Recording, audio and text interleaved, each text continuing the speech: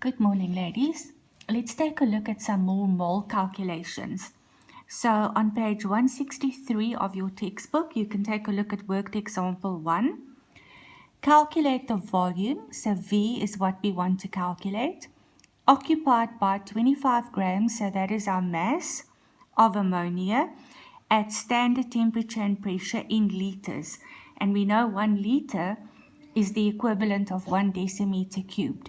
So I know that I can use this formula because the molar volume of 22,4 was determined at standard temperature and pressure. So if I want to work out V, I can use V is equal to N times 22,4. I don't have the number of moles, I've got the mass, but I can use this formula to calculate the number of moles. Mass divided by molar mass, which I calculated over there.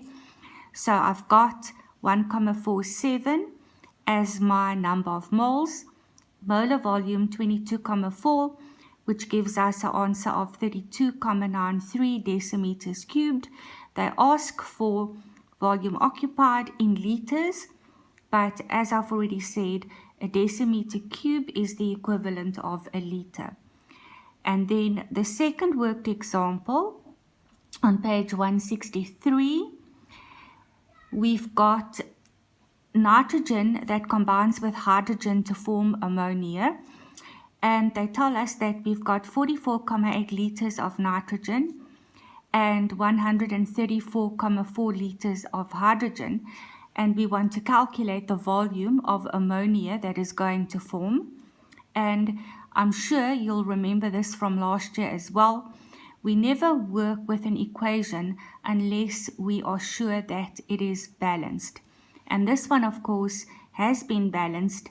I've got 2 nitrogens over here, and when I write a 2 in front of ammonia, it means that I've got 2 nitrogens as well.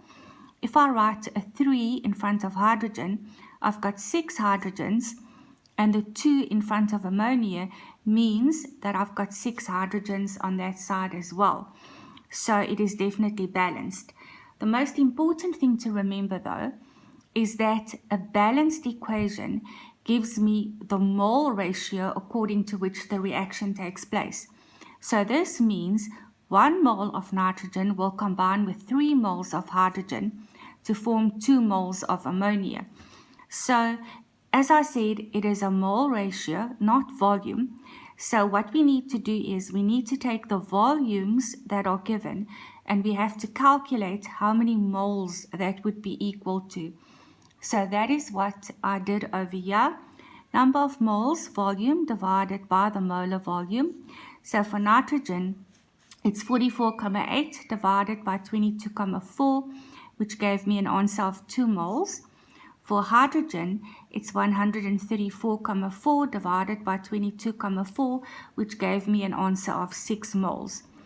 So if we go back to our balanced equation, we said that 1 mole reacts with 3 moles to form 2 moles.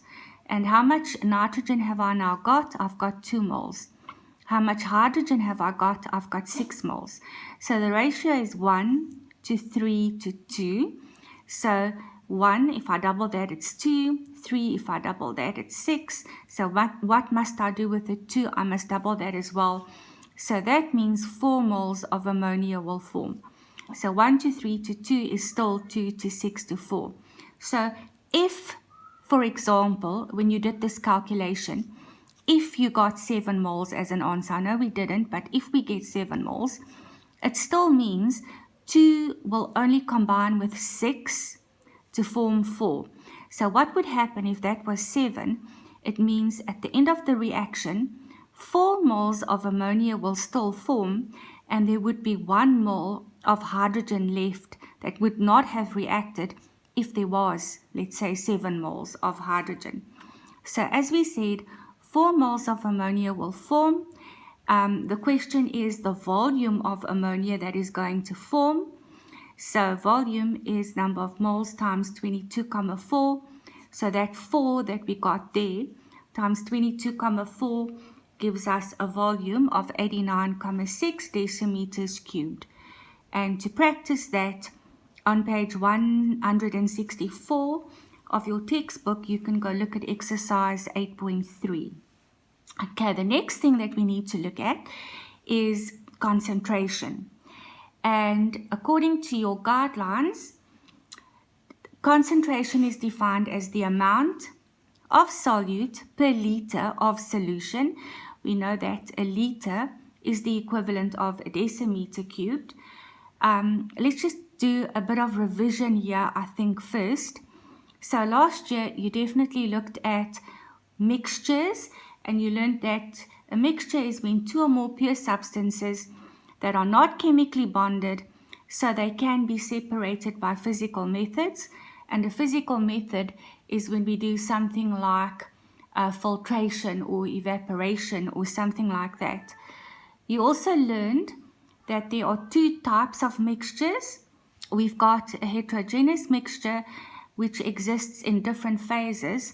So that would be something like if I take sand and I add it to water, after I've made up my mixture, I can still distinguish between here's sand, here's water. Compared to a homogeneous mixture, when the mixture is made up, it exists in one phase. So that would be where I take something like salt and water and I add that together and I make up a mixture of that, because in the end I've got salt water exists in one phase. I can no longer distinguish between here's salt and here's water. Now, a solution is a homogeneous mixture in which a solute is dissolved in a solvent. And this then brings us to concentration, because I can calculate the concentration of a solution by looking at how much solute is dissolved in how much solvent. So if we go back to our definition, concentration is the amount of solute per liter of solution.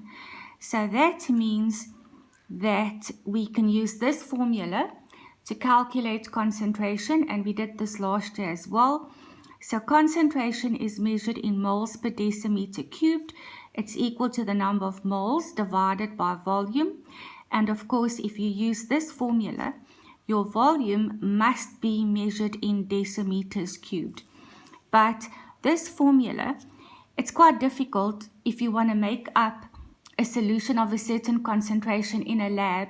How do I use this formula to do that? Because how do I determine number of moles? But I've got another formula. I've got this formula which describes moles in terms of mass. So if I take my concentration formula and for N, I substitute with M divided by molar mass times V, my formula then looks like this.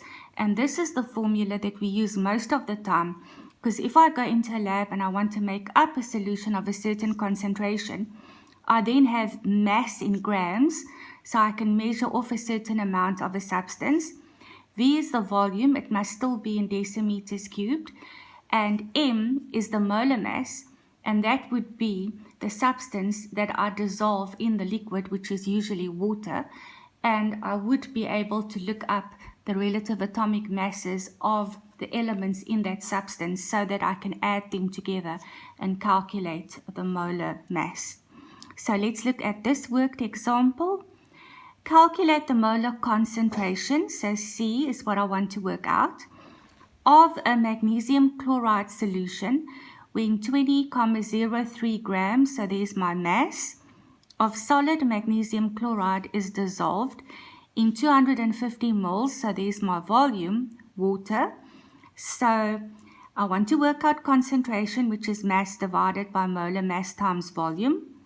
My mass, not a problem, it's given. It should be in grams, and it already is. Big M, molar mass for magnesium chloride. I look up the relative atomic masses. Magnesium is 24 plus chlorine is 35,5, but it's Cl2, so another 35,5, which gives me 95 grams per mole. The volume was given as 250 moles, and the volume in my concentration formulas must be in decimeters cubed. So a mole is the equivalent of a centimeter cubed. So if I want to convert that to decimeters, I must divide by 1,000, and that's what I did over there. So the volume is going to be 0.25 decimeters cubed. I did the calculation, and the answer I got 0.84. And even with this formula, my unit for concentration is moles per decimeter cubed. And then also to go practice this, you can take a look at exercise 8.4, which you'll find on page 166 of your textbook. Thanks, ladies.